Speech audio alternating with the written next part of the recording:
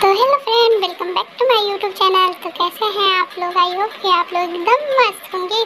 तो दोस्तों, इस वीडियो में आप तो इसको देख के समझ ही गए होंगे कि मैं क्या बनाने वाली हूँ। जी हाँ, मैं इस ढक्कन की हेल्प से एक क्यूट सी मेहंदी डिज़ाइन बनाऊंगी, और वो भी गर्ल्स के लिए, क्योंकि मैंने तो ब्राइडल और अरेबिक बहुत सारी मेहंदी धरी है, लेकिन ये वाली अभी तक नहीं धरी थी। इसलिए मैंने सोचा क्यों ना एक सिंपल यूनिक किस्म का मेहंदी डिजाइन लगाएं।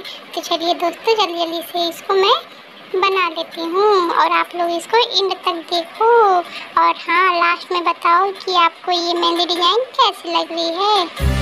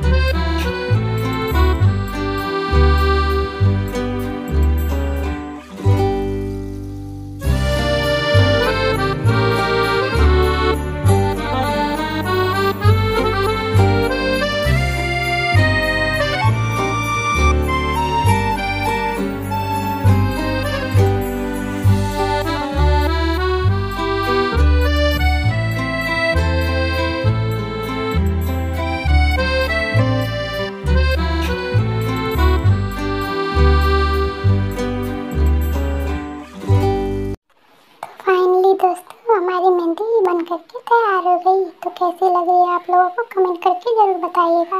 और हाँ, अगर अच्छा लगे तो लाइक सब्सक्राइब और शेयर जरूर कर देना। Bye bye.